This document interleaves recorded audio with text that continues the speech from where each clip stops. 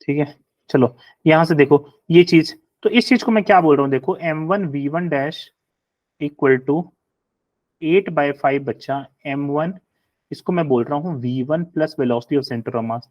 बोलो ये चीज समझ में आई कि नहीं आई? अगर तुम्हें ये चीज समझ में आ गई बच्चा, तो देखो इसको शॉर्टलिस्ट करते हैं या कि सॉल्व करते हैं, तो 8/5 m1v1 plus 8/5 m1 times velocity of centre of मास हो जाएगी। इसको इधर लेके आ जाओ, तो इसको चाहो तो माइनस में लिख सकते हो, कितना हो जाएगा -5, तो -3/5 आ जाएगा बेटा m1v1 इक्वल टू, आगे देखो 8/5 m1 टाइम्स, क्या यहाँ पे ये हो जाएगा m1v1 plus m2v2 divided by m1 plus m2। ये चीज समझ में आई कि नहीं आई? बोलो जल्दी जल्दी बोलना। ये चीज तुम्हें अगर समझ में आ गई है तो हम इसको और सॉर्ट जल्दी जल्दी करते हैं। 3/5 m1v1 इक्वल टू 8/5 m1 का square v1 divided by m1 plus m2 plus 8/5 बच्चा m1 m2 v2 डिवाइड, नीचे वाला 5 काट दो पहले। क्या बेटा? नीचे वाला 5 काट भी तो सकते हैं, साइड में हाँ 5 है और इस काट सकते हैं, काट सकते हैं, काटेंगे आगे चल के। m1 भी कट जाएगा। हाँ ठीक है, हाँ m1 भी आगे हम निपटाएंगे। ठीक है, यहाँ तक समझ में आया कि नहीं आया? ठीक है, अब देखो, अब अगर तुम बोल रहे हो 5/5 को निपटा दो, तो निपटा दिया हमने।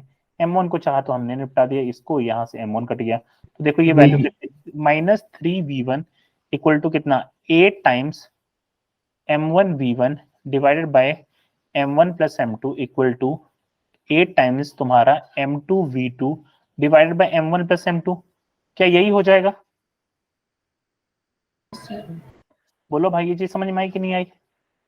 तो ये इक्वेशन हमने ये बनाई, और हम प्रीवियसली हम जानते हैं कि जो m1 v1 की वैल्यू है क्या m2 v2 के बराबर है, तो ये चाहे तो हम यहाँ भी प्लेस कर सकते हैं, और ये चीज इस टर्म को हटा के हम बोल सकते हैं भाई 3 टाइम्स जो v1 है, ये इसकी जो वैल्यू हो जाएगी, ये हो जाएगी 16 टाइम्स, अगर इसको दोनों को ऐड कर दो 16 टाइम्स m1 v1 के बराबर होगी, divided by m1 plus m2 होगी। ये चीज समझ में आई कि नहीं आई तुम्हें? जल्दी बताओ। अगर ये चीज आ गई भाई, अब हम इसको फर्दर सॉल्व करते हैं, तो देखो -3v1 times m1 plus m2 equal to 16 times m1 v1 हो जाएगा। इसको फर्दर सॉल्व कर लो तो 3m1 v1 plus sorry minus v1 काट देते हैं, v1 काट दो। v1 को निपटाना चाहते हो तो v1 भी निपटा दो। तो अब ये इक्वेशन किस में, ये v1 खत्म हो गया। अब ये इक्वेशन देखो किस में बन गई, माइनस में बन गई, तो ये -3 times m1 plus m2 equal to 16 m1 में आ जाएगी। तो देखो m1 और m2 के बीच में रिलेशन आ गया तुम्हारा, -3m1 -3m2 equal to 16m1।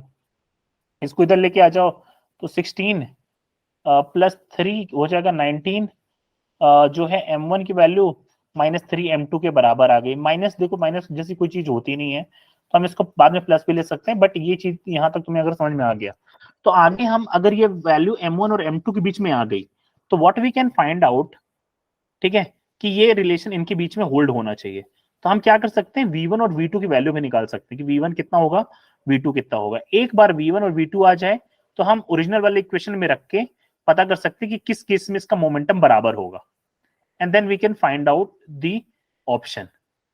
समझ में आया कि नहीं आया? ये पहली इक्वेशन हमने शॉर्ट लिस्ट की। ऐसे तुम्हें दूसरी वाली वेरीफाई करके देखना है कि क्या ये रिलेशन हो रहा है कि नहीं हो रहा है। अगर हो रहा है तो उसके बाद फिर ऑप्शन चेक कर लेना कि कौन से केस में ऐसा कहानी बन सकती है, इसमें बन सकती है, किस में बन सकती है, कि किस में बन सकती है। समझ में आया नहीं आया? है ना? तो ये बेटा तुम्हें तुम्हें सॉल्व करना है। जैसे फॉर एग्जांपल, जैसे हमने m1 और वो निकाला था, जो भी निकाला इस केस में, ठीक है, तो अगर तुम देखो ध्यान से, हमने जो भी, हमें नहीं पता कौन सा ऑप्शन होगा, बट हम अगर नीचे चलें और देखें, तो एक वैल्यू है, ये तुम्हारा रिलेशन बता रहा है 19m1 इक्वल टू कितना आ रहा है, -3m2 आ रहा है। एक्चुअल में मास का रिलेशन माइनस में नहीं होना चाहिए, तो ये इक्वेशन होल्ड नहीं करती है, this is not true actually. तो अब हम क्या करेंगे, दूसरी वाली इक्वेशन चेक करेंगे जो m2v2 वाली है, फिर उसमें तुम्हें देखना है अगर मास का रिलेशन प्लस में आ रहा है, तो उस प्लस के वाले मास को लेकर डी ब्रॉगली वेवलेंथ पता करना है। क्लियर है कहानी? थोड़ा थोड़ा आइडिया लगा नहीं लगा? यस देखो देखो Yes, सिंपल, sir. देखो सिंपल सी बात है, ये चीजें नहीं हो सकती। 19m1 can not be equal to -3m2, ये ऐसा नहीं आना चाहिए, समझ गए? Mass negative. मास नेगेटिव हो नहीं सकता। तो अब तुम्हें दूसरी इक्वेशन सॉल्व करके देखो तुम। कौन सी दूसरी वाली भाई? जो मैंने बोली 5/2h/m2v2 डैश का जो रिलेशन होगा तुम h/m2v2 के बराबर कर दो, और सेम कहानी तुम्हें करनी है, और फिर उसके बीच में एक रिलेशन डेवलप करो। एक सॉल्व कर लेते हैं साथ में ही, देखते हैं इसमें, इसमें तो माइनस में नहीं आ जा रहा है, आना तो नहीं चाहिए, बट लेट्स सी। तो ये हो जाएगा देखो 2/5 m2v2 dash equal to m2v2। इसको क्या क्या निपट सकते हैं? m2 और m2 को निपटा दो यार, यहीं ये पहले से ही, बाद में झंझट ना हो। तो ये हो गया 2 टाइम्स v2 डैश, ये हो जाएगा v2 plus v centre of mass equal to हो गया 5 टाइम्स v2 के बराबर। कौन आया? कोई नहीं आया।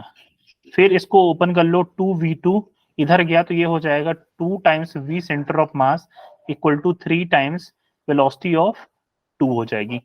फिर इसको आप ओपन कर लीजिए, तो 2 times of m1 v1 plus m2 v2 divided by m1 plus m2 equal to 3 times of v2।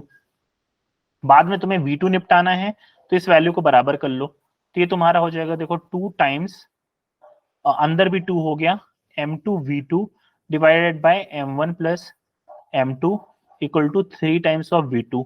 इसको सॉल्व करोगे तो देखो 4 टाइम्स आ गया तुम्हारा m2 v2 divided by m1 plus m2 equal to आ गया 3 टाइम्स v2। v2 से v2 खत्म, ये वैल्यू इधर आ गई देखो, 4 टाइम्स m2 वैल्यू आ गई 3 times m1 plus 3 times m2 के बराबर। ये समझ में आया कि नहीं आया? ठीक है। फिर ये रिलेशन अगर हो गया तो देखो m2 को इधर ला सकते हो, तो जो m2 की वैल्यू होनी चाहिए 3 टाइम्स m1 के बराबर आनी चाहिए। ये देखो प्लस में आया है, तो पहले वाली इक्वेशन तो गलत है, वो काम नहीं करेगी, बट ये इक्वेशन बिल्कुल होल्ड कर रही है। समझ में आया कि नहीं आया? यस सर, आ गया। Yes, sir. है ना? तो ये यहां से तुम मास है, मास के बाद तुम यार ऑप्शन कंपेयर कर लो किसमें ये रिलेशन होल्ड करेगा, और फिर तुम वेलोसिटी देख लो, वेलोसिटी पैरेलल होगी, वेलोसिटी पॉजिटिव नेगेटिव हो सकती है, बट मास का लेना देना नहीं होना चाहिए था। क्लियर है भाई? Yes sir. है ना? तो अब वेलोसिटी इनकी हो सकती, जो भी हो, पॉजिटिव हो नेगेटिव हो, दैट कैन बी। बस इक्वेशन को ढंग से सॉल्व कर लेना, देख लेना अगर मैंने कहीं गलत कैलकुलेशन ना की हो, अगर गलत नहीं है तो हमें ऐसी सर प्रोसेस यही आ रहा है हमारा भी, हमने भी साथ साथ किया है। है ना? तो ऐसे ही हमें निकालना है भाई। अब तुम ऑप्शन देख लो, अगर कौन सा ऑप्शन होल्ड करेगा इस पे, एक बार देख लेते हैं। सर 3 टाइम मास तो बी वाले में ही दिख रहा है। 3 टाइम मास किस में है? बी में है, ठीक है। 3 टाइम मास, इसका पहले का कितना है? पहले का 4, लगभग लगभग 16। हाँ, तो इसका बी ही होना चाहिए भाई। सी में भी तो होगा सर, 1 से किसमें? 4। सी का कितना है? 1 से हीलियम। 4 ये है। इसका मास कितना होता है? 4 होता है। हम्म, और इसका मास कितना होता है? हाइड्रोजन 1h1, इसका मास कितना हो जाएगा? 1। 1 हो जाएगा, है ना? तो ये देखो, ये रिलेशन होल्ड कर रहा है, देखो लगभग लगभग, समझ गए? अब 1 है तो 1 का प्रोटॉन का मास बोल नहीं सकते कितना होगा, बट दैट विल बी, अगर आप देखो 4:1 का हमें निकालना है, तो ये रिलेशन लगभग लगभग सही बन रहा है। ये 4 3 यहाँ भी सही हो रहा है, बट ये वैल्यू क्लोज है, तो अब इन दोनों में से हमें मारना है, तो अब मार लो जो भी तुम्हें सही लगे। 7 दूनी 14 होगा नहीं, 12, और ये हो नहीं सकते। This option can not hold. बाद में फर्दर चेक कर लेना, फर्दर एक बार और चेक करना है हमें, और उसके बाद ये वैल्यू हमें समझ में आ जाएगी। क्लियर है? एक बार कैलकुलेशन को और प्रॉपर प्रॉपर चेक कर लेना, है ना? ठीक है, तो प्रोसेस यही है भाई। Okay sir. ठीक है, प्रोसेस हमें सेंटर ऑफ मास के फ्रेम में पूछे, रिलेटिव वेलोसिटी पूछे, तो हमें ऐसे ही सॉल्व करना है। चलो ये क्वेश्चन करते हैं। एक कार है जिसका side window made of glass है। ये क्वेश्चन सबने किया है क्या? अगर हो गया हो तो फिर हम डिस्कस ना करें, इफ पॉसिबल। सबने किया है? नहीं सर। ठीक है बेटा, देखो कार है, इसकी side window made up of glass, ठीक है, साइड विंडो की बात हो रही है, ठीक है, मेड अप ऑफ ग्लास, जिसकी शेयर स्ट्रेंथ इतनी दे रखी है, having size this by this. Car is travelling, car मतलब आगे ट्रेवल कर रही है, मतलब कार का ये फ्रंट विंडो हो गया, ये साइड विंडो की बात कर रहा है, ध्यान से देखना तुम, ये साइड विंडो की बात कर रहा है, तो इसके ऊपर जो प्रेशर पड़ेगा दैट वी विल डिस्कस, ठीक है, ध्यान से देखना, फ्रंट की बात ही नहीं कर रहा, मतलब एयर ऐसे आ रही है, हमें कुछ लेना देना नहीं, हमें इस वाली इस साइड की बात करनी है, तो इसके सामने क्या आएगा उसको समझना है। तो इसका जो साइड दे रखा है, हमें दे रखा है कि भाई 40 सेंटीमीटर बाय 40 सेंटीमीटर है, 40 सेंटीमीटर बाय 40 सेंटीमीटर है। फिर the car is travelling with speed इतना, कार आगे जा रही है तुम्हारा 40 से, इसका मतलब है कि जो एयर पीछे आ रही होगी वो भी कितने से आ रही होगी, क्या 40 मीटर पर सेकंड से आ रही होगी, यस है ना।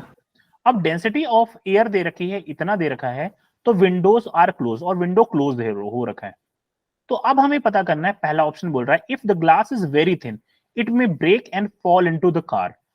अगर ये वेरी थिन है, अब ये वेरी थिन ये क्यों बोल दिया, आगे देखते हैं, फिर दूसरा ऑप्शन देखते हैं, if glass is very thin it may break and fall out of, अच्छा ये इन है और आउट है, दोनों ऑप्शन दे रखा है, ठीक, आउट ऑफ द कार, ठीक है।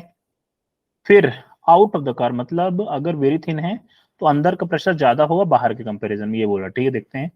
If we want the glasses should not break, अगर ये ब्रेक ना करें तो इसकी थिकनेस जो होनी चाहिए ग्रेटर होनी चाहिए 2.5 माइक्रोमीटर से, और इसका ये वाला हो गया, ठीक है। देखो अब हम कैसे पता करेंगे, देखो शियर स्ट्रेस पता करने के लिए सिंपल सा है, तुमने स्ट्रेस पढ़ा है, तो स्ट्रेस बच्चा देखो क्या होता है, स्ट्रेस होता है, तुमने पढ़ा है force applied divided by area of that part where force लग रहा है, क्लियर है, समझ Yes, sir. फोर्स कितना लग रहा है ये दे रखा है, तो हम पहले पता कर लेते, तो फोर्स इक्वल टू बच्चा पार्टी हो जाएगा shear stress times area, area of that part जहां पे फोर्स लग रहा होगा, ठीक है, ये पार्ट हमें पता करना है कि भाई फोर्स कितना लग रहा है। अब देखो क्या होगा, फोर्स कैसे पता करेंगे कि विंडो पे कैसा फोर्स लग रहा है, कैसे पता करोगे बताओ, जल्दी बताओ, विंडो पे कैसे फोर्स पता करोगे,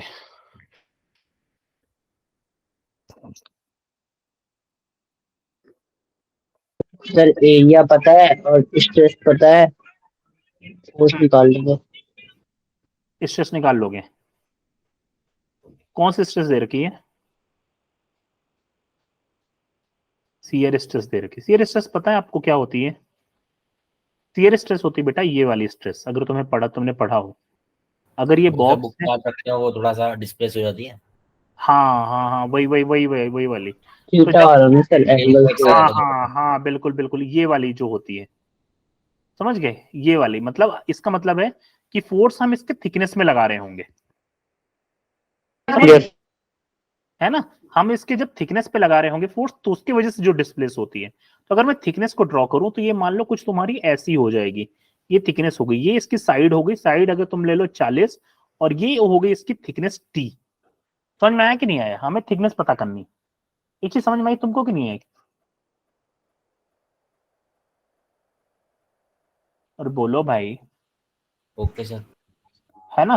देखो शियर स्ट्रेस की बात हो रहा है, मतलब बेंडिंग की बात हो रही है, मतलब तुम ये समझो कि जैसे पेज है, ये तुम्हारा विंडो हो गई, बट शियर स्ट्रेस कब होती है, जब मैं इधर से फोर्स लगाऊं और इसकी वजह से ये ऐसे टर्नअप होता है, ऐसे टर्नअप होता है उस केस में, तो मतलब उसका जो एरिया होगा ना वो ये पार्ट लिया जाएगा जो उसकी प्रॉपर थिकनेस होगी, समझ गए।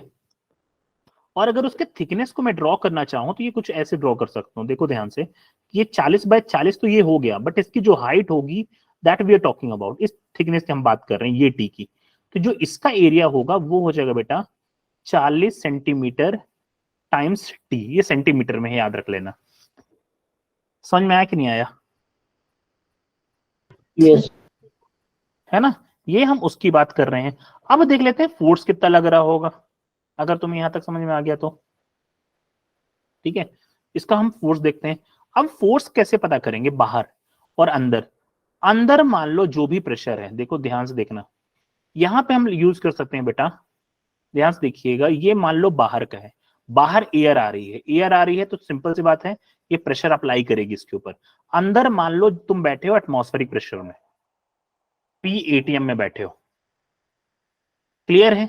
यहां पे पी जो होगा वो थोड़ा हाई होगा, यहां पे हो जाएगा पी एटमॉस्फेरिक प्लस पी बाहर से जो भी एयर की वजह से आ रहा है, और यहां पे जो होगा तुम एटमॉस्फेरिक एयर में जी रहे हो, अंदर विंडो बंद है।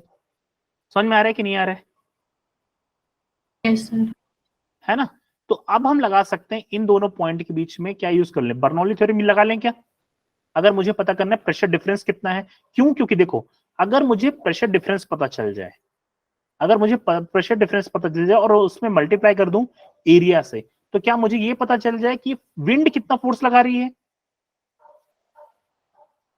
पीछे समझ में आई कि नहीं आएगी? Yes sir. है ना। अगर मुझे प्रेशर डिफरेंस पता चल जाए, है ना, बाहर का कितना प्रेशर है और अंदर कितना है, तो हम क्या पता कर सकते हैं, हम ये पता कर सकते हैं कि भाई इतना प्रेशर डिफरेंस है, मल्टीप्लाई बाय तुम एरिया कर दो, जो विंडो है उसका एरिया ले लो और तुम ये फोर्स निकाल लो। तो हम यही चीज कर रहे हैं। तो अगर बर्नौली थ्योरम लगा रहा हूं मैं अंदर और बाहर के बीच में, लेट्स सपोज सर वन, एक बात बताइए इसमें, बोलो। हमें अंदर का प्रेशर एटमॉस्फेरिक लेना है, पता कैसे चलेगा? मतलब क्योंकि एक्चुअली वो बंद है, गाड़ी बंद है। हाँ गाड़ी बंद है, तो तुम नॉर्मली क्या होता है, नॉर्मली हम ये बोलते हैं कि जो कार के अंदर का प्रेशर है, ठीक है, नॉर्मली हम क्या बोलते हैं, नॉर्मली जो प्रेशर होता है वो हम एटमॉस्फेरिक में ही जिंदा रहते हैं, है ना। समझ रहे हो? मान लो तुम Yes, sir. ऐसा समझ लो बेटा कि जब तुम्हारी विंडो ओपन है तो बाहर का जो प्रेशर है वही अंदर का प्रेशर है, यस सर। ठीक है। लेकिन मान लो तुम विंडो क्लोज कर दिए और अगर दोनों अभी मूव नहीं कर रहे हो, तो भाई जो यहाँ प्रेशर है वही यहाँ प्रेशर होगा, अभी मूव नहीं कर रहे हो तो, क्लियर है। लेकिन Yes, sir. जब तुम मूव करने लगे तो अंदर का प्रेशर तो वही रह गया, लेकिन बाहर का प्रेशर क्या है, एटमॉस्फेरिक तो है, एटमॉस्फेरिक तो जो लगा रहे हैं वो अलग है, बट क्या विंड भी लगा रही है, ये समझ रहे हो? Yes sir. Yes sir. तो विंड ने भी लगाना चालू करते, विंड अब हाई स्पीड से आ रही है तो फोर्स लगा रही है, उसकी वजह से प्रेशर लग रहा होगा, तो दैट इज व्हाट, तो ये हो गया बाहर वाला प्रेशर। तब हम लगा सकते हैं इसके बीच में बर्नौली थ्योरम की, देखते हैं प्रेशर डिफरेंस कितना है। तो अंदर वाला लिखता हूं मैं, ध्यान से देखना क्या इक्वेशन है, प्रेशर इनसाइड, तो प्रेशर इनसाइड है एटीएम प्लस रो जी एच, सेम दोनों की सेम हाइट ले लो अंदर बाहर, तो जीरो, अंदर कोई वेलोसिटी नहीं है तो जीरो, बाहर का हो गया देखो पी एटीएम प्लस जो पी एक्सेस प्रेशर है, इसको एक्सेस बोल देते हैं 2 मिनट के लिए कि ये मान लो एक्स्ट्रा प्रेशर है, प्लस वैल्यू हो गई तुम्हारी कितना, half of density of air times velocity का स्क्वायर, क्लियर है, प्लस रो जी एच, एच सेम हाइट है तो ये वैल्यू जीरो। बोलो समझ में आया कि नहीं आया?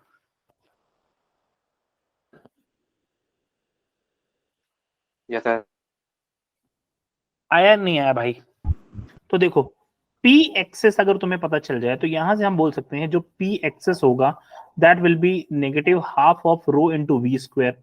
तुम्हें डेंसिटी पता है, हाफ इनटू डेंसिटी एयर की दे रखी है, कार की वेलोसिटी तुम्हें पता है, यहां से तुम्हें पता चल गया P एक्सेस प्रेशर कितना है, क्लियर है। मतलब नेगेटिव है पॉजिटिव है that is also okay, but आपको पता चल गया।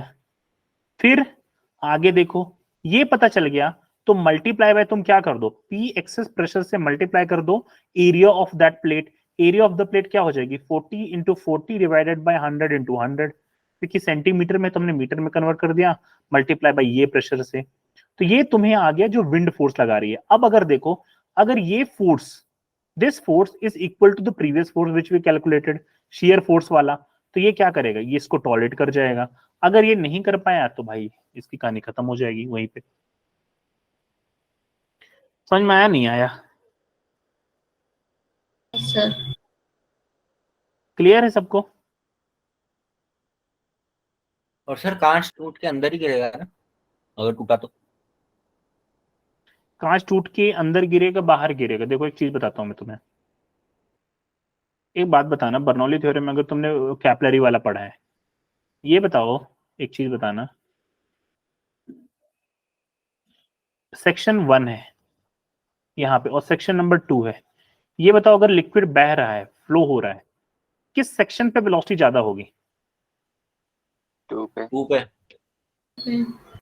2 पे वेलोसिटी ज्यादा है, मतलब v2 is greater than v1, pressure बताओ कहाँ पे ज्यादा होता है? यहाँ पे वी कम होता है, वहाँ पे pressure वन कम होता में भाई प्रेशर 1 पे ज्यादा होता है और यहाँ पे 2 पे कम होता है, यही होता है, है। Yes, sir. Yes sir. है ना? तो बाहर की वेलोसिटी ज्यादा होने का मतलब ये होता है कि भाई बाहर जो प्रेशर लग रहा होगा ना वो थोड़ा सा क्या लग रहा, वो कम लग रहा होगा एक्चुअल में, नेगेटिव इसीलिए वैल्यू आ रही है, समझ गए? अगर तुम ध्यान से देखो तो भले बाहर जो भी है पार्टिकल, जो एयर की वेलोसिटी है वो आगे लग रही है, लेकिन यहाँ पे जो एयर है दैट इज स्टिक। तो यहाँ पे अगर अगर हम कैलकुलेशन के हिसाब से देखें तो यहाँ पे जो प्रेशर है वो एक्सेस में है एज कम्पेयर टू बाहर वाले, आउटसाइड वाले में। क्यों? क्योंकि यहाँ पे जो एयर मूव, यहाँ पे देखो एयर है वो कांस्टेंट लगा रही है, लेकिन यहाँ पे जो है दैट इज मूविंग में है, और मूविंग में हो रही है तो यहाँ पे ये प्रेशर जो होता है ये कम होता है एक्चुअली में, इसीलिए वैल्यू आपको नेगेटिव में मिल रही है। तो कहना चाहिए कि अब ये जो अंदर वाली एयर है ये बाहर आने की कोशिश कर रही है, और अगर ये बाहर आने की कोशिश कर रही है तो ग्लास को ये बाहर फेंकेगी। समझ में आया? Yes, sir. है ना? तो भाई ये कॉन्सेप्ट होता है। इसलिए देखो क्या हो सकता है, अगर हम देखें तो अगर वेलोसिटी वही कैप, ये भी वही कैपिलरी एक्शन ही हो गया और कुछ नहीं। तो देख सकते हो तुम क्या हो गया, पहली बात तो ये समझ लो कि सिंस नेगेटिव में है तो ये may break and fall into the car, ये नहीं होगा, इनटू अंदर नहीं जाएगी बल्कि fall out of the car होगा, ये बिल्कुल सही बात है। ये फिर तीसरा option, if we want the glass should not break, अगर ब्रेक नहीं करना है तो इस thickness should be greater than 0 point इतना, सॉरी 2 पॉइंट माइक इतना। ये तुम निकाल लो कितना आएगा, मुझे नहीं पता कितना आएगा, मैंने तुम्हें इक्वेशन सिखा दी कैसे निकालना है। अगर ये चीज सही होगी तो फिर ये चीज अपने आप गलत हो जाएगी, पता नहीं जो भी आएगा आंसर। ये आंसर को तुम्हें कैलकुलेट करना है, टी की वैल्यू कितनी होगी। क्लियर है? Okay, ठीक sir. है, कैलकुलेट कर लेना ये वैल्यू तुम्हारी कितनी मिलेगी, ये चीज समझ में आया? ठीक है, चलिए आगे बढ़ते हैं। क्वेश्चन बढ़िया बढ़िया दिया यार एलएन वालों ने, है ना? ऐसे क्वेश्चन इसीलिए एलएन के बच्चे लगता है टॉप मारते हैं, क्योंकि क्वेश्चन सोचने वाले रहते हैं। चलो ये बताओ, two sound wave propagate in a medium, their equation of displacement is given by this. ये भी जो भी इक्वेशन दे रखी, मतलब ये फेस कितना चल रहा है, एक मिनट देखने दो यार। 100 पाई टी है और ये इतना है, ये पाई/3 है, और ये कितना है पाई/4 और इतना है, ठीक है। और एम्पलीट्यूड इतना इतना इतना दे दिया। अब बोल रहा है which option is correct, the velocity of both the wave is same. Same है क्या? Yes sir. कैसे पता करते हैं? देखो k x minus omega t equal to 0, इसको डिफरेंशिएट कर दो तो k v minus omega equal to 0, तो वेलोसिटी आती है ओमेगा बाय के से, ऐसे निकालते हैं ना हम, है ना? तो इसमें देखो पहले वाले में ओमेगा दे रखा है 100 पाई, और दूसरे और के दे रखा है तुम्हारा कितना, के एक्स पाई/4, और दूसरे वाले में भी ओमेगा कितना दे रखा है, ओमेगा कितना है भाई 100 पाई, और के दे रखा है बेटा पाई/4। तो वैल्यू सिंस दोनों बराबर है, दोनों बराबर है, तो मेरे ख्याल से इन दोनों का रेशियो भी बराबर ही होगा, तो पहला ऑप्शन तो सही लग रहा है। सर ओमेगा नेगेटिव है दूसरे में। कोई बात नहीं, देखो तुमने पढ़ा होगा वेव का इक्वेशन, तुमने पढ़ा होगा कि y इक्वल टू होता है a into sine k x minus omega t plus five, चाहे ये इक्वेशन लिखो चाहे y equal to a sine omega t minus तुम के एक्स प्लस फाइव लिखो, this is the same thing. Sir इसके direction बताते हैं ना हमें, कौन सा, नेगेटिव या पॉजिटिव? है अंदर ना? जो हम नेगेटिव ऐसे लिखते हैं तो हमें direction of the propagation of the wave बताते हैं शायद। हाँ, जो नेगेटिव हम लेते हैं वो प्रोपोगेशन लेता है, बट इसकी हमें देखो समझना, कंफ्यूज मत होना, ये जो वैल्यू है इससे मत हो कि नेगेटिव और पॉजिटिव, एक्चुअल में जो पोजीशन हमें पता चलती है ना किसी भी पार्टिकल की, इस फेस के ऊपर डिपेंड करता है ये कितना है, समझ गए? ओवरऑल वैल्यू पर डिपेंड करती है, ना कि नेगेटिव और पॉजिटिव पर डिपेंड करती है। तो इस चीज से कंफ्यूज मत होना प्लीज, है ना? इस चीज से मत कंफ्यूज होना कि सर ये नेगेटिव में है कि पॉजिटिव में, नहीं, ये दोनों ही सेम चीज है, हमें सिर्फ मैग्नीट्यूड पे फोकस करना है, प्लीज रिमेंबर इट। ठीक है, तो देखो ओमेगा तुम्हारा इतना है और के इतना है, इन दोनों का रेशियो निकालोगे वेलोसिटी सेम आएगी, तो पहला ऑप्शन सही है। दूसरा, both the wave are equally intense, intensity किससे दी जाती है? इंटेंसिटी बोला जाता है intensity directly proportional to square of amplitude, यही होता है। Yes sir. सर। और अगर ये स्क्वायर ऑफ एम्पलीट्यूड, एम्पलीट्यूड देखो कितना है, 1 माइक्रोमीटर 1 माइक्रोमीटर। तो बिल्कुल सही बात है यार, दोनों इक्वली इंटेंस हैं। सही बात है कि नहीं? Yes sir. अगला अगला समझो बच्चा, ये चीज समझ में आई।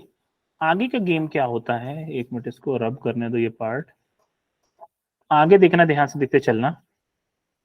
तीसरा पॉइंट बोल रहा है अगर वो सुपर इम्पोज करेंगी तो जो नेट एम्पलीट्यूड होगा वो आएगा 1 माइक्रोमीटर का। देखो कैसे निकालते हैं, दोनों के बीच का बताओ फेज डिफरेंस कितना है? π/3। π/3। π/3 का है, बहुत बढ़िया, π/3 का है। दोनों का एम्पलीट्यूड इतना है, तो ए नेट का एम्पलीट्यूड होता है मेरे ख्याल से, अगर मैं सही बोल रहा हूं तो a1 square plus a2 square plus 2 times a1 a2 cos phi, और cos फाई है फेज डिफरेंस। देख लो 1 plus 1 plus 2 times 1 into cos phi कितना है? π/3। π/3 मतलब कितना? 180/3 मतलब 60 डिग्री। 60 मतलब होता है 1/2। ये हो गया 2 प्लस 2 डिवाइडेड बाय कितना? 1/2। तो 1/2 से 2 खत्म हुआ, आंसर आया 3। प्रोड्यूस अ वेव, एक मिनट यार, फेज डिफरेंस निकालो, एक मिनट रुको, इसको सब्ट्रैक्ट करो, फेज को, पूरे फेज को। π/3 है कि नहीं देखते हैं एक बार, मुझे नहीं लग रहा है। π/t माइनस π/4x प्लस π/3, अगर इन दोनों का हम सब्ट्रैक्ट करें तो माइनस 4, हालांकि 0 पे ही निकाला जाता है तो दैट सेम थिंग, ये वैल्यू सेम है।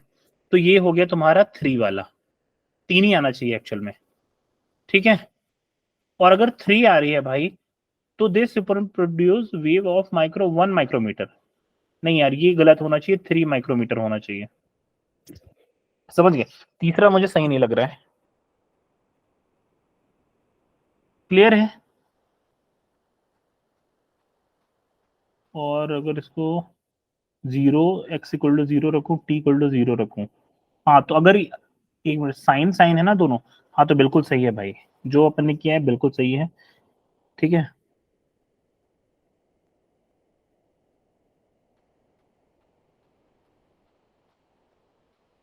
एक नहीं यार, एक चीज, एक कॉन्सेप्ट होता है इसमें। देखो अगर मुझे इनका फेज डिफरेंस पता करना है, एक चीज जो मैं भूल रहा हूँ, देखो वो क्या होती है कि ये जो फंक्शन है, उस ये वाला जो फंक्शन है और ये जो फंक्शन है ये रिवर्स में है, ये दोनों सेम ऑर्डर में होना चाहिए। मतलब अगर ये आप ऐसे लिख रहे हो तो 100πt माइनस π/4x आना चाहिए। समझ गए?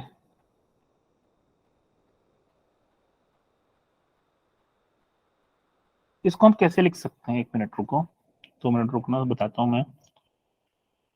मुझे साइन ही चाहिए और साइन प्लस में चाहिए। साइन चाहिए तो मैं इसको ऐसे लिख दूं, अगर साइन कितना 180 minus theta, sine 180 minus theta होता है साइन थीटा। अगर मैं इसको ऐसे लिखूं साइन पाई माइनस π/4x, क्योंकि minus 100πt, this value will be equal to, basically इसको अगर हम सब्ट्रैक्ट करें तो ये वैल्यू आ जाएगी तुम्हारी प्लस में, साइन थीटा के वो सेम ही वैल्यू हो जाएगी। तो ये वैल्यू को हम ऐसे लिख सकते हैं, साइन 100πt माइनस π/4x, और नहीं सही लिख रहा हूँ क्या? हाँ सही, प्लस प्लस 5। ये होगा भाई इक्वेशन। ये चीज समझ में आई तुमको कि नहीं आई? हाँ जी बच्चा पार्टी, तीसरा वाला देखो सारे के सारे, तीसरा पॉइंट समझ में आ रहा है कि नहीं आ रहा है? आ रहा है सर। इनके बीच का फेज डिफरेंस कितना होगा बताओ? क्या ये फेज होता है? यही फेज होता है ना भाई? अरे बोल तो दो यार।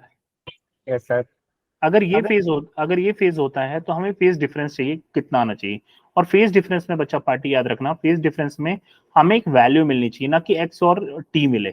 अगर मैं इसको सब्ट्रैक्ट करूं, देखो ध्यान से, sign omega t minus pi by 4x प्लस पाई बाई 3 माइनस ये करता हूं, देखो पाई बाई 4x मिलता है और ये हो गया प्लस 100 पाई टी मिल रहा है। तो एक्चुअल में ये वैल्यू खत्म नहीं हो रही है, हमें कुछ एक वैल्यू नहीं मिल रही है। आप देखो ध्यान से, ये हमें मिल रही है 200 pi T minus twice of pi by 4x प्लस पाई बाई 3। ये चीज समझ में आया कि नहीं आया?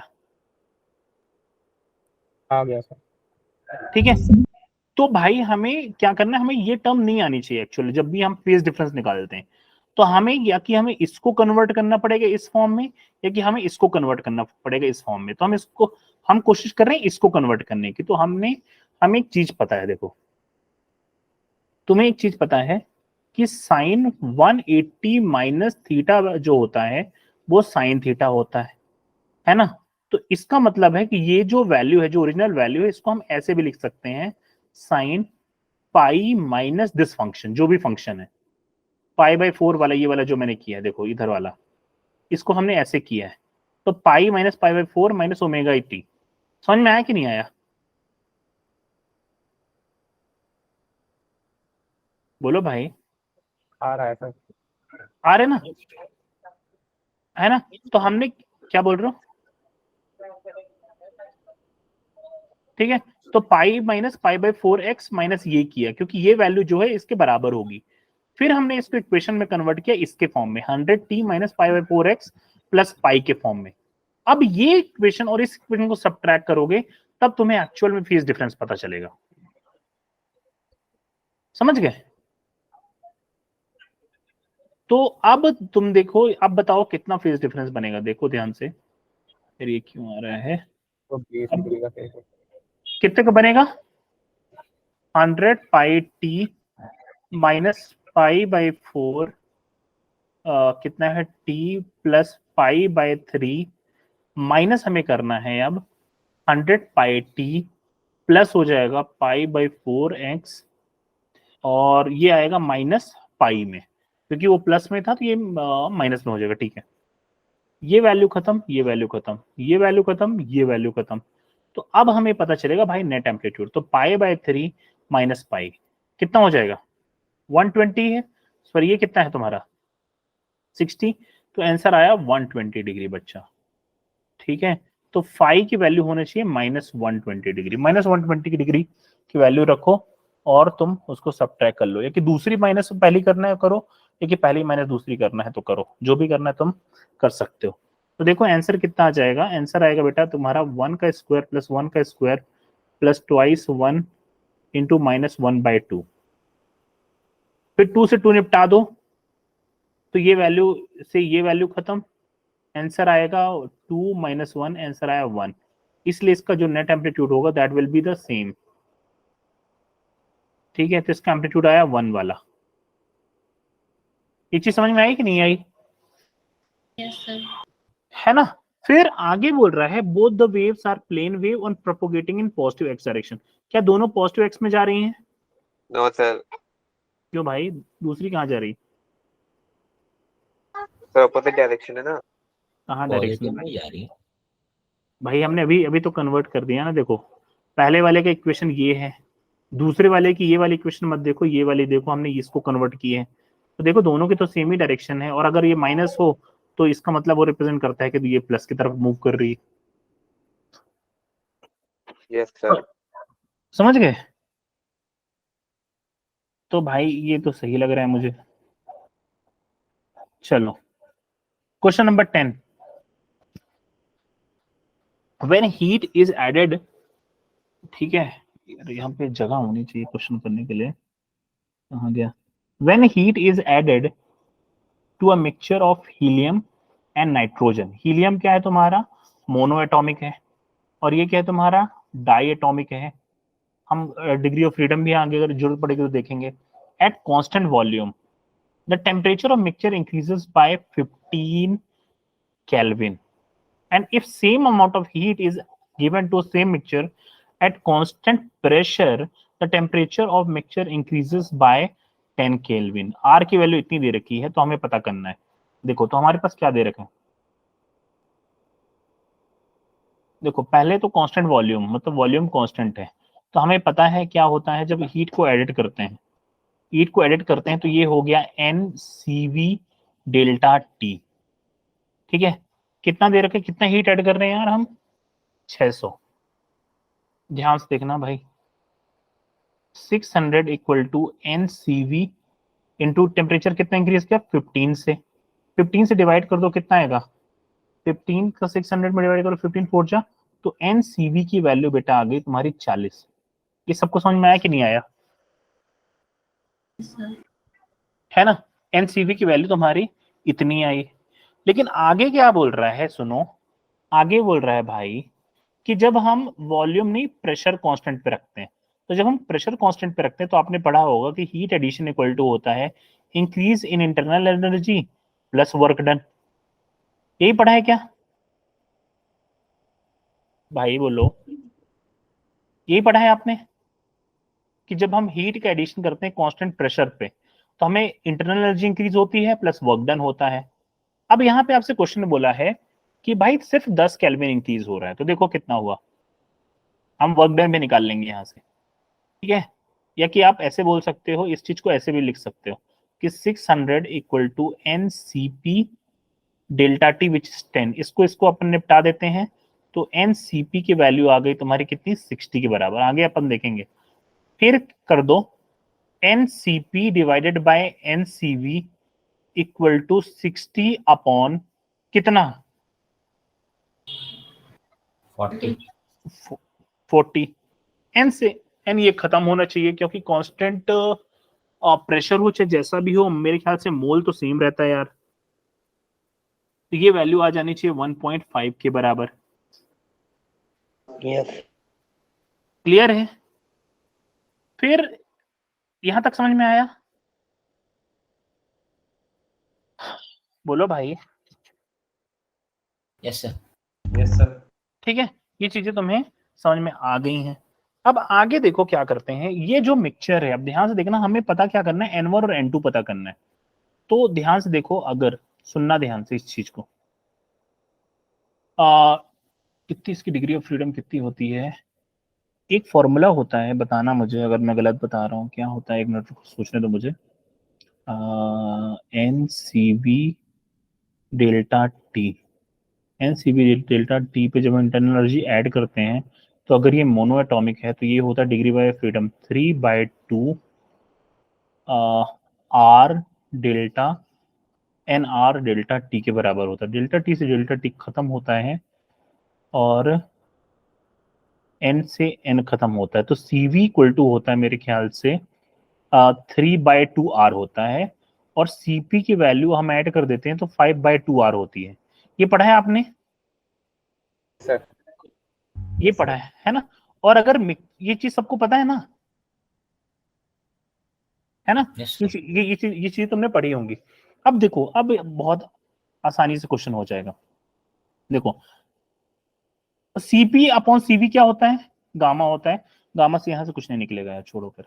तो सीवी ऑफ मिक्सचर, देख एक मिनट सुनना, अगर पहला है तो सीवी अगर मुझे निकालना है किसी मिक्सचर का, तो ये होता है देखो N1 इंटू जो पहले वाले का है 3/2 R plus N2 times 5/2 R divided by N1 plus N2। ये मिक्सचर का सीवी होता है।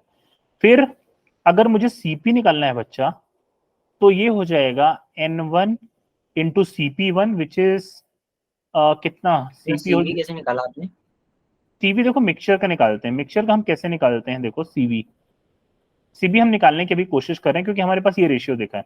सीवी ऑफ मिक्सचर कैसे निकालते हैं, देखो सीवी ऑफ मिक्सचर फॉर्मूला होता है N1CV1 plus N2CV2 divided by N1 plus N2। समझ गए? देखो आता कहां से, मैं ये तुम्हें बता देता हूं तो तुम्हें समझ में आ जाएगा। देखो ये कंटेनर है, वॉल्यूम कांस्टेंट है, तुम हीट ऐड कर रहे हो, तो क्या इसकी इंटरनल एनर्जी इंक्रीज होगी, होगी ना? वॉल्यूम इंक्रीज करनी चाहिए, वॉल्यूम इंक्रीज होगी सर इसमें? नहीं नहीं, वॉल्यूम मैंने कांस्टेंट कर दी है। ठीक है सर, फिर होगी। ठीक है, तो ये N1 है, इसकी इंटरनल एनर्जी चेंज हुई, मान लो डेल्टा टी से चेंज हुई। ठीक है, फिर सेम टू सेम दूसरा कंटेनर लिया, जो भी है मुझे नहीं पता ये कौन सा है, और ये मान लो किसी दूसरे टाइप का मॉलिक्यूल है, तो N2 हुआ, इसको भी सेम टेम्परेचर पे हम इंक्रीज कर रहे हैं। ठीक है, अगर मान लो अगर ये मिक्सचर होता, तो मिक्सचर होता तो क्या होता है, ये मान लो अगर ये एक टाइप का है, ये मान लो मोनोएटॉमिक है और ये डायटॉमिक एलिमेंट हो गया, तो अगर मुझे इसका पता करना है सेम इंक्रीज के लिए, तो क्या हो जाएगा, क्या number of moles N1 plus N2 हो जाएगा? Yes sir. हो जाएगा ना। Number of moles of particle कितने, Yes, sir. N1 plus N2, और इसका जो CV आएगा वो हो जाएगा, इसको हम मिक्सचर बोलेंगे, तो इसकी इंटरनल एनर्जी प्लस इसकी internal energy, that will be equal to internal energy of these molecules. समझ गए? ऐसे हम निकालते हैं। तो अगर मुझे इसका निकालना है तो देखो क्या होगा, N1 plus N2 C of mixture, ये मिक्सचर का है, और सेम इंक्रीज के लिए, तो that will B N1 C1 delta T plus N2 C2 delta T, और यहां से ये डेल्टा T सेम टेम्परेचर के लिए निपटा दो, तो तुम्हें C ऑफ मिक्सचर आ जाता है। समझ में आया कि नहीं आया? बोलो भाई। Yes sir. ठीक है, सेम कहानी होती है CP ऑफ मिक्सचर के लिए, बच्चा पार्टी याद रखना है, तो ये हो जाएगा N1 CP1 plus N2 CP2 divided by this value. अब इसको सॉल्व कर लो जल्दी से। CP1 और CP2 याद रख लेना, डायटोमिक और ट्राइटोमिक के लिए कितनी होती है बस। ठीक है, डायटोमिक के लिए तुम्हें ये पता होनी चाहिए। तो अब हम देखो क्या हो जाएगा, N1 CP1 plus N2 CP2 divided by N1 CV1 plus N2 CV2 equal to 1.5। Clear है? यहां तक समझ में आया कि नहीं आया? Yes sir. बोलो यार, तुम बोलते नहीं हो तुम लोग। ये आया नहीं आया? आ गया सर। आ गया ना भाई। अब देखो तुम्हें क्या करना है, CP1 हाइड्रोजन के लिए एक जो बोल रखा है मोनोएटॉमिक वाला प्लेस करो, डायटोमिक वाला प्लेस करो, फिर ये इसका प्लेस करो, इसका प्लेस करो। ठीक है, मोनोएटॉमिक के लिए तुम्हें पता होना चाहिए CV1 की वैल्यू होती है 3/2R। ठीक है, और CP की वैल्यू होती है 5/2R के बराबर, और अगर ये डायटोमिक होती है तो इसका डिग्री ऑफ फ्रीडम होता है 5/2R, और CP हो जाता है 7/2R के बराबर। ये वैल्यू हमें वहां पे प्लेस करनी और कुछ नहीं। ठीक है, समझ गए कि नहीं समझ आए? तो देखो N1 N1 5/2R प्लस बच्चा N2 टाइम्स कितना हो जाएगा 7/2R डिवाइडेड बाय आपका हो गया देखो N1 3/2R plus N2 5/2R, this is equal to 1.5। 2 से 2 खत्म, 5 और R से R खत्म, 5N1 plus 7N2 equal to 1.5 times कितना 3N1 प्लस 5N2, और यहां से सॉल्व कर लो कितनी आएगी यार, तुम खुद कैलकुलेट कर सकते हो कितनी वैल्यू होगी। ये 3/2 हो गई, तो यहां से तुम देख लो कितना वैल्यू आएगा। ठीक है, तो ये किसको अपन लिख लेते हैं, तो 5 और ये आ गया 1.5 विच इज 4.5, तो 5N1 plus 7N2 equal to बच्चा 4.5N1 प्लस ये हो जाएगा 7.5N2। इसको इधर सब्ट्रैक्ट कर दो तो ये हो जाएगा तुम्हारा 0.5N1 इक्वल टू, ये इधर जाएगा तो 0.5N2, 0 से 0.5 खत्म, तो देखो आंसर आ गया तुम्हारा N1 इक्वल टू N2। बोलो समझ में आया नहीं आया?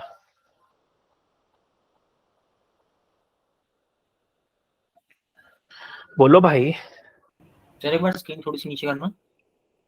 स्क्रीन नीचे करूं ऐसा, इधर, अच्छा इधर क्वेश्चन में, क्वेश्चन की तरफ देखो, क्वेश्चन है रहा ये वाला, कौन सा है क्वेश्चन, रहा ये वाला।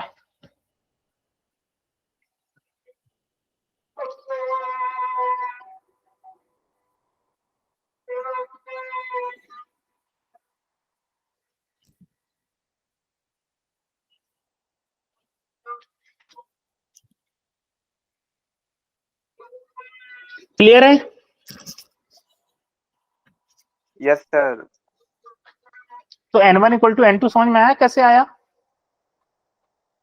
सर। है ना? तो याद रखना, तो पहला ऑप्शन तो क्लियर हो गया। देखो दूसरा ऑप्शन देखो ध्यान से, internal energy changes more in isochoric process, सही है गलत है ये बताओ? सही है सर, वर्क डन तो होगा नहीं, वैसे भी इंटरनल एनर्जी बढ़ती रहेगी। हाँ बिल्कुल सही बात बोल रहे हो यार। इंटरनल एनर्जी तुम देख भी सकते हो कि अभी अभी हम क्या कर रहे थे, 600 एनर्जी दे रहे थे, तो पहले वाले के जो इंटरनल एनर्जी का टेम्परेचर बढ़ा वो 15 केल्विन से बढ़ा, लेकिन जब ये कांस्टेंट प्रेशर पे हो रहा था तो उस केस में सिर्फ 10 केल्विन बढ़ा, मतलब इंटरनल एनर्जी तो इस केस में पहले में ज्यादा बढ़ी। समझ गए? तो ये सेकेंड प्रोसेस भी सेम है। थर्ड भी लग जाएगा सर फिर। तीसरा बोलो, work done by gas is more in iso, work done by gas है, बोलो work done by gas in isobaric case क्या होगा, ज्यादा होगा। सही बात है भाई, इसमें तो वर्क डन 0 होता है, कोरिक में 0 होता है, जो भी होगा यहाँ पे वर्क डन होगा, तो ये वर्क डन हो जाएगा। तुम चाहो तो निकाल भी सकते हो, टेम्परेचर तुम्हें पता है।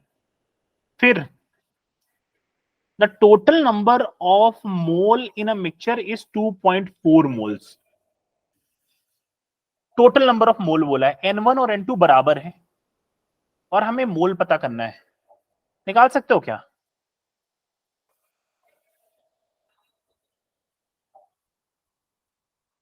बोलो भाई, ये हम निकाल सकते हैं, कैसे निकाल सकते हैं? देखो NCP की वैल्यू कितनी है 60 और NCV की वैल्यू कितनी दे रखी थी 40, है ना, और इन दोनों को सब्ट्रैक्ट करो तो एक बार देखो आ जाएगा NCP minus CV equal to 20, है ना, तो टोटल नंबर ऑफ बोल रखा है, तो हम CP माइनस CV क्या होता है, R होता है, और R की वैल्यू कितनी है 25/3 है इक्वल टू 20, है कि नहीं भाई, है ना। तो n की वैल्यू बेटा तुम्हारी हो जाएगी, n की वैल्यू हो जाएगी 20 इंटू 3 डिवाइडेड बाय 25, सॉल्व कर लो कितना आएगा, ये आएगा मेरे ख्याल से, एक मिनट गलत कर रहा हूँ क्या मैं कुछ, 60 माइनस 20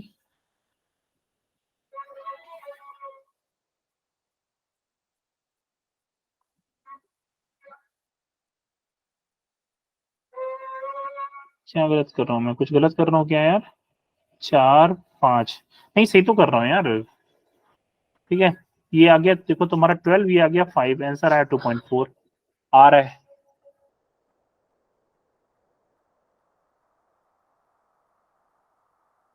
समझ में आया नहीं आया? सर आसान है कि नहीं है? आसान तो नहीं था नो डाउट, बट इसमें कॉन्सेप्ट अच्छे थे, क्वेश्चन अच्छा था थर्मोडायनामिक्स का। समझ में आया कि नहीं आया problem?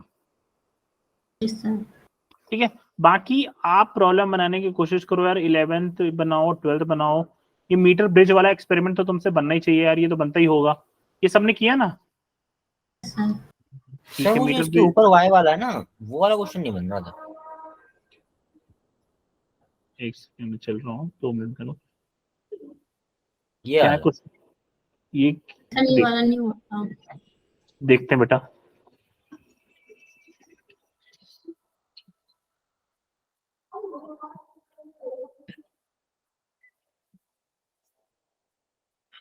Electric dipole and point charge minus Q, point charge minus Q दे रखा है, ठीक है, यहां तक दे रखा है, इसकी इलेक्ट्रिक फील्ड चारों तरफ होगी, यहां से लेके ऐसे होगी, ऐसे चारों तरफ इलेक्ट्रिक फील्ड होगी, और इसका भी इलेक्ट्रिक फील्ड होगी, ठीक है। Are kept in x axis at distance a from each other, मतलब ये सेंटर से डायपोल को हमने यहां रख दिया, assume A is a much larger, मतलब A is a very greater as compare to, क्या बोला, साइज बोला, अच्छा साइज से बहुत बड़ा है। It is seen that electric field vanishes at a height y above minus q, मतलब इलेक्ट्रिक फील्ड बेटा जीरो कहां पे होगी तुम्हारी, ये पूछता है, समझ गए, नेट इलेक्ट्रिक फील्ड जीरो कहां पे हो गई, अरे आसान हो गया भाई, ये देखो ये क्वेश्चन तो बहुत आसान बन गया, कि मतलब देखो एक चीज समझना ध्यान से, आपसे पूछा है कि y से ऊपर यहां कौन सा पॉइंट है जहां पे जो नेट इलेक्ट्रिक फील्ड होगी वो जीरो हो जाएगी, बात समझ में आई कि नहीं आई? यस सर, वो तो समझ आ गया, लेकिन सर डायपोल की उस एंगल पे कितनी इलेक्ट्रिक फील्ड है ये कैसे? हाँ, ये निकाल सकते हैं यार, देखो ध्यान से कैसे निकाल सकते हैं। तुमने वो पढ़ा होगा, क्या बोलते हैं, अगर ये डायपोल है, देखो माइनस क्यू है और प्लस क्यू है, और इसके एक्सियल पॉइंट पे तुमसे पूछा इलेक्ट्रिक फील्ड बताओ कितनी होती है। तुमने पढ़ा होगा k times 2p by r cube होती है, यही होता है। Yes sir.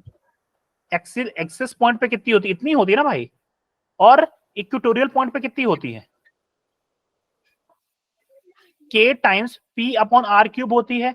और तुमने ये भी पढ़ा होगा, ये भी पढ़ा होगा कि जिस डायरेक्शन में डायपोल होता है इलेक्ट्रिक फील्ड इसके अपोजिट डायरेक्शन में होती है यस सर। है ना। तो अब हम यही कॉन्सेप्ट लगा लेंगे बच्चा, देखो कैसे करते हैं। फिर तुमने एक चीज और पढ़ी होगी किसी रैंडम पॉइंट पे, तो रैंडम पॉइंट पे हम क्या करते हैं, थीटा लेके करते थे। तो हम देखो कैसे करेंगे इसको। मान लो y दूरी पे है जहां इलेक्ट्रिक फील्ड इसकी 0 है, देखो एक इलेक्ट्रिक फील्ड होगी इधर की तरफ E, ये E हो गया माइनस क्यू की वजह से। अब हम ढूंढते हैं चार्ज की वजह, डायपोल की वजह से यहाँ पे कितनी होगी। तो देखो हम कैसे कर सकते हैं, ध्यान से देखना। अगर डायपोल तुम्हारा ऐसे अलाइंड है और ये एंगल अगर थीटा बन रहा है, तो तुमने एक किसी भी रैंडम पॉइंट के लिए तुमने एक चीज देखी होगी। इसको हम चाहें तो इसको कंपोनेंट कर सकते हैं। क्या कंपोनेंट कर सकते हैं भाई, इसका कंपोनेंट कर सकते हैं इसके अलोंग, ये बेस हो गया और एक हो गया परपेंडिकुलर हो गया। याद आया नहीं आया? ठीक है बेटा, तो देखना ध्यान से, ये तुम्हारा हो गया। अगर ये जो भी थीटा बनेगा वो हम बाद में समझ लेंगे। तो ये मैं बोलता हूं, इसको मैं बोलता हूं पी कॉस थीटा। ये पी कॉस थीटा की वजह से इलेक्ट्रिक फील्ड, ये डायपोल है, याद रखना। और ये वाला हो गया बेटा तुम्हारा, सॉरी, पी साइन थीटा। सुनना ध्यान से मेरी बात को अब। फिर हम क्या करते थे, पी कॉस थीटा की वजह से जो इलेक्ट्रिक फील्ड होगी इस पॉइंट पे, क्या अलोंग द डायरेक्शन ऐसी होगी, ये पढ़ा था तुमने। क्योंकि हमने अभी मोमेंट इसका क्या कर दिया, हमने इसको तोड़ दिया, तो ये एक्सिस के अलोंग हो गई और ये हो गई, देखो ये तुम्हारा पी हो गया परपेंडिकुलर। तो इसकी जो इलेक्ट्रिक फील्ड होगी बेटा तुम्हारी वो जाएगी इधर। समझ में आई बात कि नहीं आई? आधे सन्नाटे में, इतना ये खुशी सर मुझे। कॉस कंपोनेंट के ऊपर आएगी? हाँ हाँ, अभी देखते हैं कौन सा कंपोनेंट आएगा। मैं दोबारा समझाता हूँ, तुम इतना अच्छा रिएक्शन दिए कि मैं खुश हो गया। देखो ध्यान से देखना भाई, यहां तुम्हारा माइनस क्यू चार्ज रखा है, इसको कलर चेंज ही करते हैं तभी दिखेगा मस्त, जमा जम दिखना चाहिए, येलो कलर लेते हैं। देखो बेटा ये माइनस क्यू है, ये माइनस क्यू चार्ज, यहाँ तुम्हारा रखा हुआ डायपोल। तुम्हें वो वाला रिलेशन याद है क्या, क्या रिलेशन होता था यार, अगर हमें किसी पॉइंट पे निकालना होता था electric field because of dipole, k एक p under root 1 plus 3 cos थीटा अपॉन में। हाँ हाँ, 3 cos स्क्वायर थीटा प्लस 1 ऐसे करके आता था कुछ, है याद है तुम्हें? Yes sir. वो कैसे निकालते थे तुम्हें याद होगा, तुम ये करते थे किसी रैंडम पॉइंट पे निकालना होता था, तो आप ये करते थे बच्चा कि ये P रखा हुआ है और P से किसी पॉइंट ये एंगल पे निकालना है, तो आप क्या करते थे, याद होगा, आप थीटा करते थे। अलोंग एक कंपोनेंट आता था, एक आता था P cos थीटा, एक आता था भाई तुम्हारा P sin थीटा। फिर तुम ये बोलते थे कि भाई इस वाले कंपोनेंट के लिए इलेक्ट्रिक फील्ड इधर होगी, इसके वजह से तुम यहां लगा देते थे केपी अपॉन आर क्यूब वाला फॉर्मूला, और इसके लिए बोल देते थे कि इसके लिए इधर आएगी, फिर रिजल्टेंट ढूंढते थे। याद है कि नहीं याद है? सर याद है ना? तो अगर आप देखो ध्यान से भाई, तो क्या वही चीज मैं आपको समझा रहा हूं, ध्यान से देखो, आप ध्यान से देखिए। तो मैंने वही खेल खेला है और कुछ नहीं खेला। देखो देखो, तो अगर ये थीटा है तो हम इसको तोड़ लेते हैं, देखना ध्यान से, ये थीटा है तो ये थीटा, ये 90 माइनस थीटा, और वर्टिकल से देख लो, ठीक है, ये हो जाएगा, अगर थीटा ये 90 माइनस थीटा तो ये थीटा। फिर सेम टू सेम गेम है, इसका खेलते हैं अपन। अगर ये थीटा है तो ये थीटा होगा। फिर देखो तुम्हारा क्या होगा, ये वाला जो कंपोनेंट होगा इसका, ये वाला कंपोनेंट, ये ई तो मैं लिख देता हूं ई because of P cos theta का जो कंपोनेंट का ये वाला कंपोनेंट होगा, ये इसके कंपोनेंट को कैंसिल करेगा। समझ में आया? और इसके जो दो ऊपर वाले कंपोनेंट जुड़ेंगे, ये वाला कंपोनेंट और ये कंपोनेंट जो जुड़ेंगे, इन दोनों कंपोनेंट की वैल्यू नीचे वाले इलेक्ट्रिक फील्ड के बराबर होगी। समझ में आया नहीं आया? Yes sir. देखो आया थोड़ा थोड़ा। अब मैं वैल्यूज लिखने जा रहा हूँ पी कॉस थीटा की वजह से। ध्यान से बताना मैं सही लिख रहा हूँ कि नहीं लिख रहा हूँ। ठीक है, देखो E electric field because of P cos theta की वजह से, इसको मैं लिख रहा हूँ k 2p cos theta divided by R cube. R cube हो जाएगा बेटा तुम्हारा कितना हो जाएगा, a square plus y square की पावर 3। बोलो समझ में आया कि नहीं आया? 3/2। नहीं 3/2 नहीं, 3 बस। हाँ सॉरी 3/2, सॉरी 3/2। ये चीज समझ में आई? और वर्टिकल कंपोनेंट की वजह से, sorry E P sine theta की वजह से बेटा हो जाएगा तुम्हारा के P sign theta divided bye वही कहानी ए स्क्वायर प्लस वाई स्क्वायर की पावर 3/2। फिर हम क्या करेंगे, देखो इसका ऊपर वाला कंपोनेंट किया हमने वर्टिकल वाला, मतलब इस कंपोनेंट का फर्दर हमने किया कौन सा, कॉस कंपोनेंट। और इस कंपोनेंट का बेटा ये थीटा था, इसका हमने किया साइन कंपोनेंट। समझ में आया? तो ये तुम्हारा जाएगा ऊपर। तो यहां पे देखो ये कॉस के साथ मल्टीप्लाई हो जाएगा साइन, और इसके साथ मल्टीप्लाई हो गया ये। तो ये दोनों जो वैल्यूज होंगी ध्यान से देखना, ये जो वैल्यू हो जाएगी ये हो जाएंगी 3। तो 3kp cos theta into sine theta divided by a square plus y square की पावर 3/2 जो होगा, this will be equal to k times q upon y square. बोलो समझ में आया नहीं आया?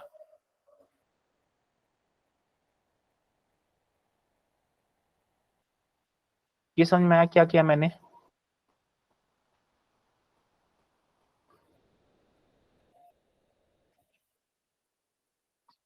सन्नाटा क्यों है भाई? टाइम हो गया इसलिए सन्नाटा है क्या? नहीं नहीं सर, सर समझ पर में नहीं आपने आया। जो ई कॉस थीटा हमारा ईपी कॉस थीटा था और जो उसका साइन वाला था, आपने हाँ दोनों को ऐड कर दिया और हाँ नेगेटिव चार्ज के बराबर कर दिया।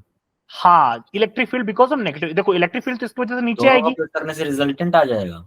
रिजल्टेंट नहीं। देखो तो यहाँ पे क्या पूछा, y की वो वैल्यू बताओ जहां पे इलेक्ट्रिक फील्ड 0 हो जाए। बात समझ में आ रही है? Yes sir. अगर आपसे सुनो ध्यान से समझो यार, क्वेश्चन को समझते क्यों नहीं हो। अगर इस पॉइंट पे बेटा इलेक्ट्रिक फील्ड तेरी 0 है, तो क्या ऊपर वाले जो कंपोनेंट होंगे वो नीचे वाले को बैलेंस करेंगे? अरे भाई यस सर। आ रहा है समझ में कि नहीं आया? दोबारा समझाऊं मैं? कल नहीं आज ही। बोलो भाई समझ में आया कि नहीं आया? आ रहा है सर यहाँ से तो। यहां से आया ना? तो हमने वही काम किया बच्चा, वही काम किया। देखो इस कंपोनेंट को बैलेंस किया electric field due to charge particle, और यहां से हमें y निकालना है। बात समझ में आई? ठीक है, ठीक ठीक सर, यस आ गए यहाँ सर। आ गई ना? है ना? तो भाई ऐसे करना था और कुछ नहीं है, सिंपल सा यार। दोबारा मैं तुम्हें एक्सप्लेन कर देता हूँ। 2 मिनट रुक जाओ यार, मेरी बीबी गाली दे रही है अब। देखो बहुत पढ़ा लिया, लेकिन सुन लो एक बार, दोबारा रुक जाओ यार 2 मिनट, बच्चों को कल्याण हो जाएगा। देखो बेटा सिंपल सी बात है, यहाँ पे रखा हुआ है माइनस चार्ज, तो यहाँ पे सिंपल सी बात है भाई, तुम्हारी नीचे आएगी electric field because of negative charge. Clear है? दूर रखा हुआ है यहाँ कहीं डायपोल, और डायपोल रखा है कुछ ऐसा ए दूरी पे। मुझे क्या करना है, इस डायपोल की वजह से यहाँ पे इलेक्ट्रिक फील्ड पता करनी है। मैं कैसे पता करूं? अब प्रॉब्लम ये है, मुझे डायरेक्ट फॉर्मूला नहीं पता है। तो मैं क्या करता हूँ, मुझे ये पता है यहाँ से लेके यहाँ तक की दूरी पता है, ये मैं निकाल लूंगा। तो ये एंगल अगर थीटा है, तो अगर तुम्हें वो डेरिवेशन अगर ढंग से याद होगा, तो उसमें हम यही करते थे। अगर पी इधर की तरफ है, तो पी का बेटा कॉस कंपोनेंट हम इधर लेते थे, पी कॉस लेते थे, और इधर लेते थे पी साइन कंपोनेंट। बोलो समझ में आया यहाँ तक कि नहीं आया? बोलते चलो वरना मैं समझ में नहीं आएगा मुझे। समझ में आया कि नहीं आया? Yes sir. अगर है ना, अगर तुम्हें यहां तक समझ में आया तो फिर मैं क्या बोलता हूं, देखो ये एक्सिस वाला फॉर्मूला लगाएंगे। अगर हम एक्सिस वाला फॉर्मूला लगाएंगे बच्चा पार्टी, ध्यान से देखना, अगर एक्सिस वाला फॉर्मूला लगेगा तो इस पॉइंट पे जो इलेक्ट्रिक फील्ड का फॉर्मूला होता है इधर की तरफ होता है, और हमें पता है ये होता है k times p into, sorry 2 हो जाएगा 2kp cos theta divided by तुम्हारा a square plus y square की पावर 3/2। ये चीज समझ में आई कि नहीं आई? यस और जो हम करते हैं बेटा p साइन थीटा, इसको हमें पता है कि अगर मुझे इसके वजह से इलेक्ट्रिक फील्ड पता करनी है तो इलेक्ट्रिक फील्ड होती जस्ट अपोजिट। तो बेटा तुम्हारी ये इलेक्ट्रिक फील्ड हो गई तुम्हारी kp, हो जाएगा kp sine theta upon same value a square plus y square की पावर 3/2। यहां तक समझ में आया कि नहीं आया? यस सर हमें पूछा है y की वो हाइट बताओ जहां पे नेट इलेक्ट्रिक फील्ड 0 है। अगर ये बच्चा तुम्हारा देखो ध्यान से, अगर ये 0 है तो हम क्या इसका कंपोनेंट कर सकते हैं? ध्यान से समझ में आया कि नहीं आया? अगर हम इसका कंपोनेंट करेंगे बच्चा, ध्यान से देखना, तो अगर ये एंगल थीटा है तो तुम्हारा सिमिलर ट्रायंगल से तुम इसको थीटा बोल सकते हो और अपोजिट एंगल से इसको थीटा बोल सकते हो। इसको थीटा बोल सकते हो तो देखो ये 90 डिग्री है तो ये 90 माइनस ये वाला एंगल 90 माइनस थीटा हुआ तो ये तुम्हारा थीटा हो जाएगा। यहां तक समझ में आया कि नहीं आया? बोलो भाई। Yes sir. ठीक है, अब देखो है ना, यहां तक अगर तुम्हें समझ में आ गया तो अब देखो ध्यान से क्या करेंगे। अगर हम इसका ये वाला कंपोनेंट इधर वाला कंपोनेंट करेंगे तो ये कॉस बनेगा, तो ये साइन से मल्टीप्लाई होकर ये वाला कंपोनेंट कॉस हो जाएगा। समझ में आया? ठीक है सर। और बेटा तुम्हारा इधर वाला एक कंपोनेंट बनेगा जो हो जाएगा तुम्हारा साइन, साइन स्क्वायर वाला। अब देखो ये वाला जो कंपोनेंट है वो क्या ये वाले कंपोनेंट को बैलेंस कर देगा। ये चीज समझ में आई कि नहीं आई? क्योंकि नेट इलेक्ट्रिक फील्ड 0 है। समझ में आया कि नहीं आया? कंपोनेंट कर देगा हमें, बस जो हाँ। हमारा राइट हैंड पे है उसका साइन वाला लेना है बस। बिल्कुल बिल्कुल। अब इसमें देखो इसका हमने कॉस वाला लिया और इसका हमें लेना है साइन वाला, तो इसके साथ मल्टीप्लाई हो जाएगा साइन कंपोनेंट। समझ में आया कि नहीं आया? तो देखो ये component, this component plus this component should be equal to electric field because of negative q charge, yes है ना? तो इसीलिए बेटा हमने किया था 3kp sine theta cos theta divided by a square plus y square की पावर 3/2 की वैल्यू के क्यू बाय वाई स्क्वायर। बाद में तुम जो भी लगाना है लगा लो और यहां से वैल्यू ले लो। तुम्हें प्रोसेस समझा दी, समझ में आया नहीं आया? Yes done sir. आसान, आसान है क्या? थीटा की जगह रखना क्या है सर ये बता दो बस।